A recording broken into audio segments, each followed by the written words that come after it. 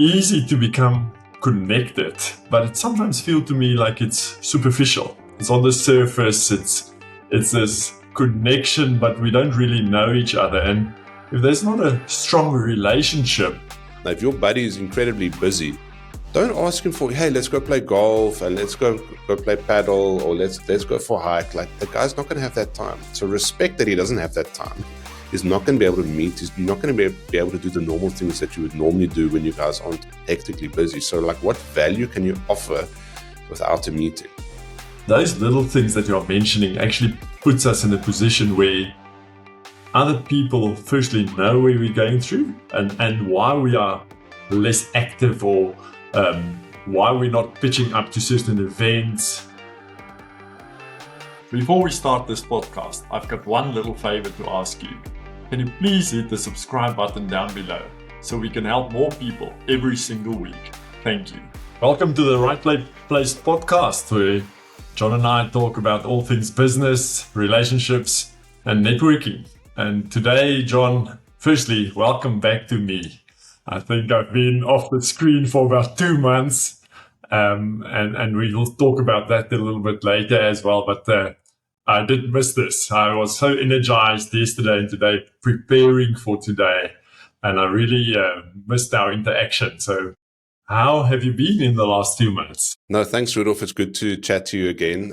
No, it's been a couple of good months. I know you've been in the trenches in the public sector project you've been working on. Yeah, my side has been interesting. Joined the Lacquer Network team, supporting the Cape Town members and doing some really cool stuff with Rainier, Nick, and Madeline. No, otherwise all good my side, man. Good to have you back. Yeah, very good. I thought when we spoke about today's recording that we need to talk about my life a little bit. It's all about me in the end. But to talk about the fact that we sometimes get so busy, and I was really busy. I always tell people, in my opinion, I was working hard in the last 2 months, because everyone's heart is different. But I was so busy that I felt, to some extent, certain things just didn't go my way. Certain things didn't work out. But also, in terms of things that I was doing before these last 6 weeks or 2 months, that things felt a little bit like falling to the wayside. I didn't get around to a lot of things that I was used to doing and that I was busy with and building towards. And for that reason, it almost felt like I'm in this space where I'm getting disconnected from specific things and areas in my life that I wanted to be involved with, but now weren't that much of a priority at the time. And when we spoke about it, we said, listen, let's talk about what to do in these situations, because nowadays with technology and all of these things, it's almost easy to become connected, but it sometimes feels to me like it's superficial. It's on the surface. It's this connection, but we don't really know each other. And if there's not a strong relationship, people don't understand. They feel like you disappeared and you're not active anymore and you don't give them value, or whatever the case is. And for that reason, you almost lose the connection. Have you had that as well in your life, John? No, 100%. And I mean, I'm lucky that I understand a little bit about what you were going through the last couple of months, because I understand the public sector cycle and the timelines involved, and that everything is pretty chaotic. So for me, I had that perspective, and I knew one day Rudolf would show up again and we'd be recording podcasts again and hanging out and stuff like that. So I had that perspective. But I think when it comes to these connections and these relationships, I think two things are important. I think it's important to understand that both parties are 100% responsible for the relationship. It's not really a 50-50 thing. If you're having a 50-50 relationship, then it's a weak relationship. But if a relationship or connection is important to you, you can't just depend on the other person to maintain it. You've both got to maintain it. And I also think it's important that people understand that there are different seasons in life. You've got a season to be busy, a season to be on holiday, a season to be doing different projects, a season where you almost want to be left alone to figure stuff out. So these relationships don't really have a straight path where every single day is the same as the last day, and it's easy to pick up and you get comfortable. So relationships go through these ups and downs, these mountains, these valleys.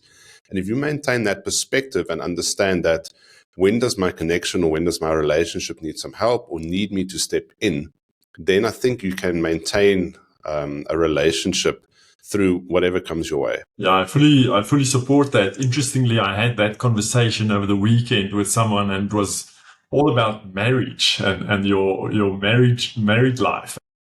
We discussed exactly that, where we said, listen, two people that are broken going into a marriage, that relationship goes in broken as well. But if you go as two whole beings and you understand yourself, you know who you are, that relationship's almost bound to work. It's something that 200%ers make 100%. But as soon as you multiply it with something less than 100, it reduces.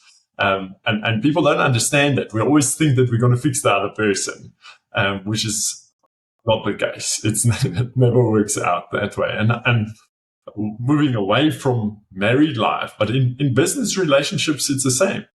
If there is not a level of trust, if that trust relationship and the understanding, as you say, is not there, it's not going to work. It's going to fail, and it's going to hurt someone, but maybe not hurt as in emotional or whatever, but things are going to fall off the wagon a bit, and we're going to sit in a situation where we don't feel like the other person's contributing equally.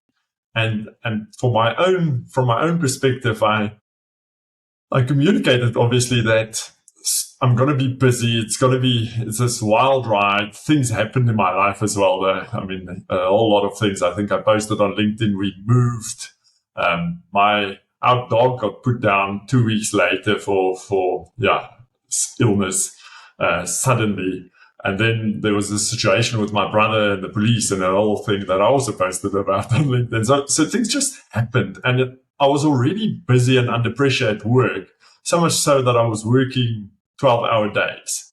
And then these admin in my personal life. And for that reason, I sometimes, as Rudolf, as myself, I just withdraw. I become so focused on what I need to do that I almost block out what's around me. And I think that's a very dangerous thing to do, and something that I need to focus on personally, and trying to see, listen, maybe it's better to just find 2 or 3 people that I can talk to and say, listen, I'm going through this. Support me, connect with me, ask me how it's going. And if you realize that I'm not being honest, call me on it. But at least have that accountability towards someone on a personal level, but also on a work level. And like you said, the seasonal aspect is very important. You cannot continue working like that forever. It's impossible. It's humanly impossible. We need to have these breaks as well. And I'm very focused on putting up my little bit of holidays or weekends away and so on early on in the year. My wife loves that about me. I plan my holidays before I start planning my work. But that is my refresh time. And unfortunately, because I have that, it almost creates a deadline in my own life, whereas things need to happen before that. So I work very hard, and then I'll disconnect completely for a week or for a few days at least, where I just relax and refocus almost, and gives me energy throughout the year. Years ago, I would only take December holidays, but nowadays I plan these things in between, because otherwise you just get swamped and wiped away with the river, and you go end of the year and you're burned out completely. Those are things that I try and build in, but it's really a process of understanding how your work cycle would work, and then having measures in place to counter these things that we can't control. Because if you don't have that foundational things in your life, you're not going to be able to cope once that happens, and it will happen. That's life. No, 100%. I think what happened with you is that you had severe work pressure, and then you had these personal things that were happening on top of that, which you didn't necessarily plan for. Yes, you did plan to move house and everything, but there were these other complications, and that's just sometimes generally how life works, where you're already incredibly busy, and then the worst thing possible will happen at that same time. and then you have to pick up the pieces, and you don't know what's going on, and things will demarcate.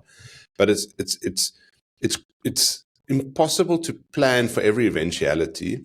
But at least if you have 2 or 3 people that you can talk to, or contacts you can check in with, or you ask them, hey, please check in with me every Tuesday, or please give me a phone call every Thursday. I'm going through this next 2 months is hectic, and I just want someone to hold me accountable. So like almost pre-planning it. And then also, if you need extra help, then ask for help. It's the worst thing that you can do is like almost sit in silence where things are going wrong, or there's a lot of pressure, and then you expect people to anticipate your need. Everyone's got their own life as well. Everyone's got their own personal stories or tragedies they're dealing with, or work pressures as well. So they can't necessarily figure out, hey man, I need to support Rudolf. They're also going through their own stuff, and people can be quite self-consumed in their own season of life that they're going through. But if you almost set up some sort of accountability system, or keep people on your radar, that is very, very useful, and becomes part of your habit. And then you look forward to those check-ins, because you know, okay, cool, I'm going to disconnect from the chaos, and I'm going to chat to this person, or I'm going to have coffee, or we're going to go for a run. And then at least I've seen them. I've stepped away from the madness for a moment. And that can just give you a little bit of a breather and a bit of perspective on where you are. And you just take stock, and then jump back into the madness. But at least you've had this break. You've broken it up a little bit, like to go to ground for an extended period of time, and miss these connections. People almost don't know how to handle that. They don't know what to do. They don't know how to offer you support. And then you need to do a lot of work when you come back to kind of rebuild those relationships. Yeah, I fully agree. I think as you were talking, I'm thinking of this. I use LinkedIn a lot, and I know you do as well, but we sometimes chat on LinkedIn. We put stuff out there, and we put a few messages in the DMs and so on, but we don't necessarily experience that as a real relationship. But that human connection part, if I had to choose 1 hour a week while I was very busy, whether I'm going to spend the hour on LinkedIn to relax versus to go and have a coffee with a buddy of mine, that coffee would do much more for me in terms of relaxing, getting a new perspective, and having a real conversation than spending it online. So I'll definitely go for that personally.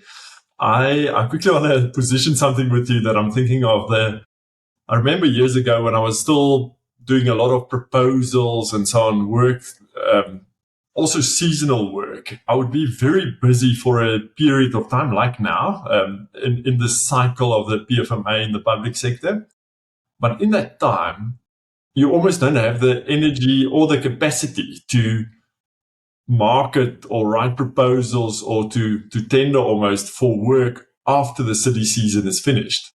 And for that reason, as soon as it stops, because there's a legislated deadline, that work stops. You don't have anything else. That work is completely gone because you've not planned for, and even if you plan, but you've not put in the effort because of the capacity issue on your side to get work after that period is done. So I always want to put it as an analogy between, if you're not going to put in the effort while you're really busy in a relationship to just check in, to communicate your struggles as well and your pressure so that everyone's on the same page, that relationship afterwards is also going to have that problem, that it'll dwindle down. It will just be swallowed up and it will be gone. So it's very important to build during that phase where you are busy, to build towards what will happen after that season is finished. And otherwise you start from zero. So you're not just in a position where you can pick up the pieces. You actually restart that relationship. Yes, I'm reminded of what Charles Schwan, our mutual friend, posted about recently about, so what is 1% better every day? And he actually went and worked it out, and 1% of your day is 15 minutes. And if you think, so if you can schedule 15 minutes a day, or even 15 minutes every second day, just to be intentional, send people some WhatsApps, see what's going on the tender bulletins, or spending some time contacting previous clients to see if there's new projects available. That's just 1% of your day. That can then keep those relationships a little bit warm. Even if you just send a quick voice note, hey man, just checking in, things are hectic, looking forward to seeing you in 6 weeks' time, then we'll have a proper catch up, or we'll go play golf or go for a run or whatever. But maybe that is something that you can get intentional about, and just incorporate in your daily routine, and that will like steady the ship. And I really believe that investment, 10 or 15 minutes a day, can really pay dividends when you need it to after your busy season. Yeah, I agree. I think that we shouldn't fool ourselves. We're all busy. We're all always busy. I don't think we ever think that it's just chill, or I don't have anything to do. It's always busy, and I understand that. I think for me, I'm always busy as well. But this last 2 weeks was really just that pressure of a deadline, things that just had to happen. And as I said, I sometimes extract myself from other things because of this, and it's something to work on. But those little things that you're mentioning actually puts us in a position where other people firstly know where we're going through, and why we are less active, or why we're not pitching up to certain events and so on, because that also takes time. So we prioritize, but in the end, this life is all about the relationships and the way we live our life, and not necessarily the work and the output and deals we close and so on. So that little bit of effort that you put in might just mean the world to the other person. I'm thinking of Mark Sham, for instance, on the last while. We've spoken quite a bit about small businesses and how it affects them, certain decisions that other people make. And that obviously almost destroys livelihoods as well, in a certain respect. And what is it that me and you and everyone else can do to assist in that situation? But also just the support, just a voice note, just a message, a reply on an email saying, listen, yeah, I understand I cannot do anything for you now, but let's catch up in June. And then the person knows, listen, I'm expecting something to happen later on. But key to all of this, in my opinion, is that communication.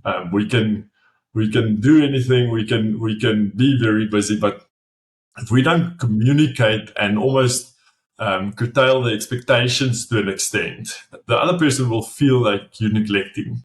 You're letting the relationship split. And if they understand, listen, it is busy. We do have a catch up in a month's time, so at least I know it's not all lost. Then they can build on that, or they can wait for that at least. But if the communication is not there at the start, that is definitely not going to happen. So I think that is very important.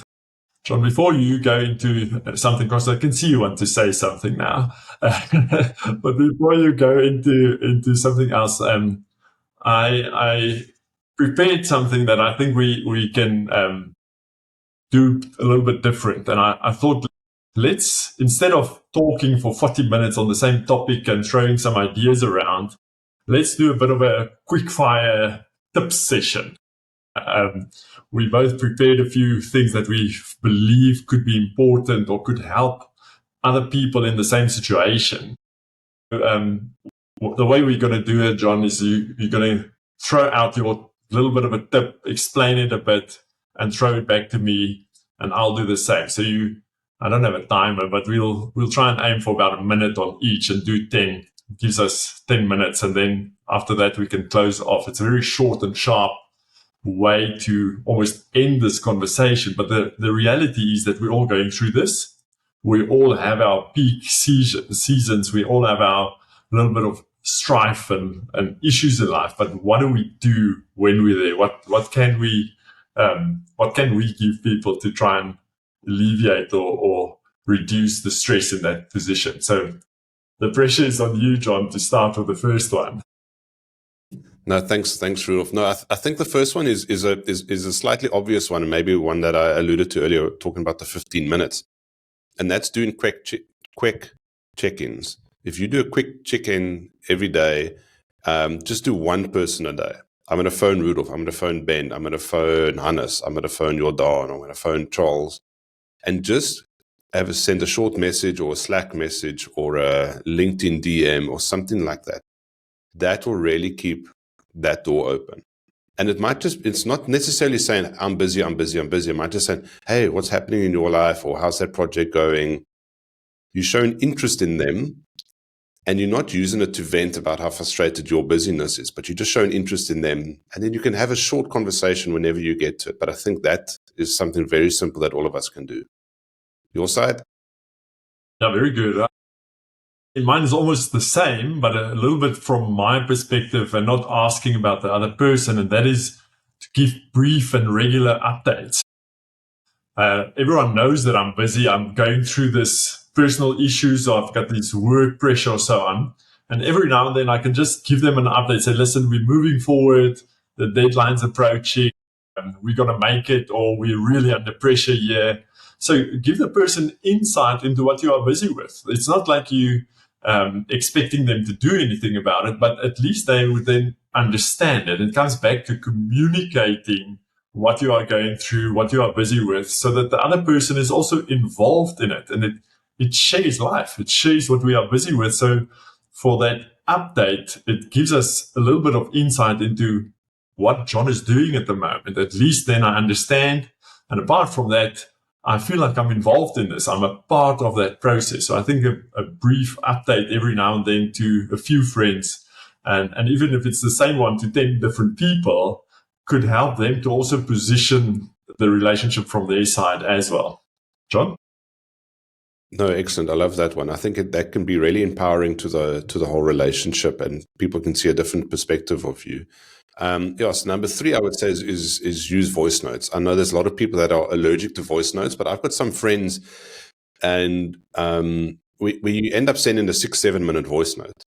You kind of rattle off some stuff. You give them an update, but you talk about what's going on in their life, or you give them some tips, or you're talking about a book you read or something. And the beauty of a voice note is you can reply later with another voice note. And then you've had this conversation, but you've had it at a time that suits both of you. So if you're stuck in traffic or you're at the office really early, send a buddy a voice note. If you leave in the office really late, send a buddy a voice note, check in with them again, give them a little bit of an update where you are. And I really think this is an efficient and effective way. Everyone's got WhatsApp. You can even do voice notes on LinkedIn now as well. So if you can't get to some of your DMs on LinkedIn, you can't type it, just send the person a voice note. Hey, thanks so much for the message. Really hectic time at work. I'm looking forward to catching up. Here's my Calendly link. Let's schedule a meeting for a month's time. What's your next one? Very good. I like the voice notes because you can do it while driving and while you're moving around when you're not actually actively working. And then the second part about voice notes that I also like is that the WhatsApp these days has the ability to transcribe the English ones. So if I'm in a meeting, I receive yours and I look at my screen, I click on transcribe and I can read and maybe type back. So I think that makes voice notes very effective these days, even if you are allergic to them.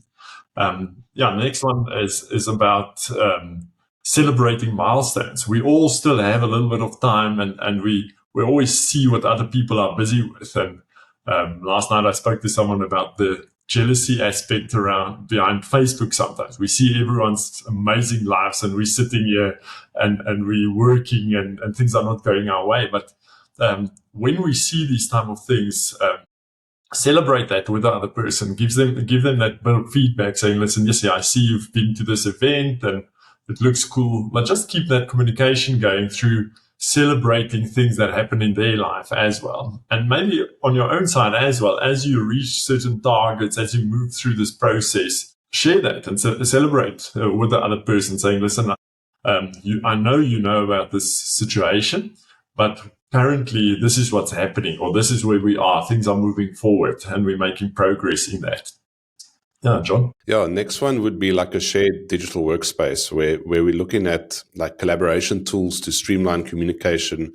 We're looking at any way that we can use what's available out there to have almost seamless communication. And I think, like you said earlier, communication is everything. So if you'll know your friends and you'll know your connections and your relationships, and maybe there's a better way to communicate with them during this busy time, or maybe there's a better way just to keep the relationship warm, but also to kind of add value at the same time. So if you're looking at shared digital workspaces, like what is there available, what tools are there that can really streamline things and make it easier to facilitate these check-ins or these updates that you're doing. Another one from you? Good, yeah. I think I've spoken about it before we started as well, but very important is to set the expectation, to be very clear as to what you're going through, or what people can expect from you, and not to overcommit to specific things, like things that you were busy with in the past that you would not be able to go and do anymore because of time pressure, because of travels, because of whatever the case is. But be very clear in that communication, saying, listen, for the following 4 to 6 weeks, I cannot attend the event. Thank you very much, but I'll see you again. So that other people also understand what to expect from you, and not to just look at overcommitting and then failing them at the end. Mm.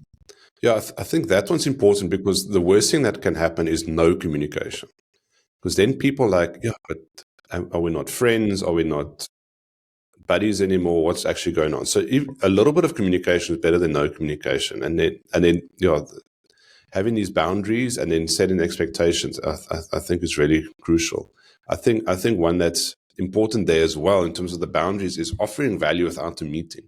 Now, if your buddy is incredibly busy, don't ask him for, hey, let's go play golf and let's go play paddle, or let's go for a hike. Like, the guy's not going to have that time. So respect that he doesn't have that time.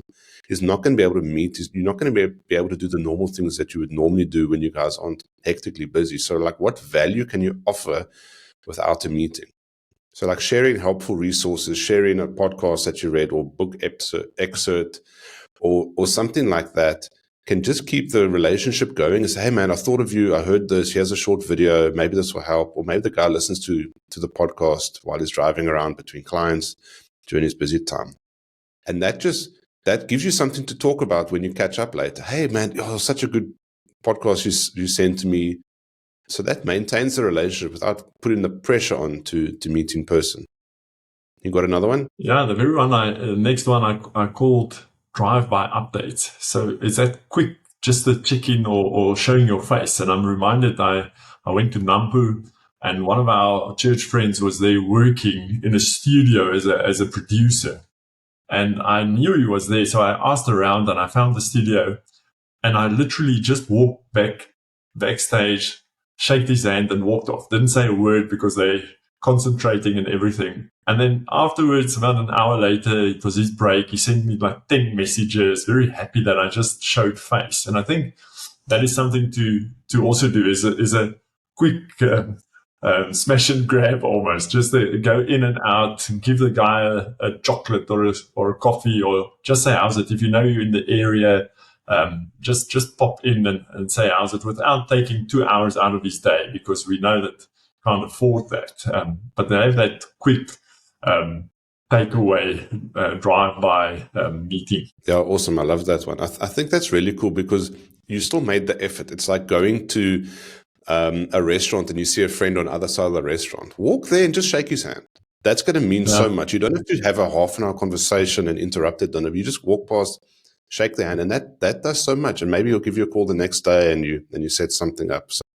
So my next one is an important one. That's acknowledge pressure and show gratitude. So acknowledge that your buddy, your friend, is under pressure at the moment. So don't just dismiss it and say, oh, you should just work harder, or you're in the wrong industry, or anything like that. Rather say, yes, man, I can see you grafting. That's amazing. And I'm grateful for the friendship and really looking forward to having a good time with you sometime soon. Grateful for the time we can spend together, and let me know how I can help. So, and that's just encouraging, because that's putting you in their corner. You're cheering for them, you're rooting for them to get through this busy time or this project. And I really think that can really be like a catalyst for like great conversations once the busy time is over. So just acknowledge that pressure that person is facing. One more from you, Rudolf. Yeah, very good. And I think to me, one of the important parts is we know we're going to be busy. So go and plan that after pressure reconnecting exercises, those things that you'll do to reinvest in the relationship to be sure that you can carry forward when the silly season ended, that you're actually able to continue building on it. So plan that in advance. Listen, May is too busy. Can we have a lunch or a breakfast or something on the 10th of June? Then everyone knows, okay, I know it's rough at the moment, but at least I've got something to look forward to. Or plan your holiday at the end of June. Be sure that you go away on that little bit of break, but already plan for what will happen after the city season has ended. Yeah, I love that one. I think it gives you something to work towards. It gives you something to, hey man, excited for the golf tour, or excited to go to that restaurant or to do this race with you. And then you can check in with each other on that thing. Hey, how's the training going? How are you feeling? Or so looking forward.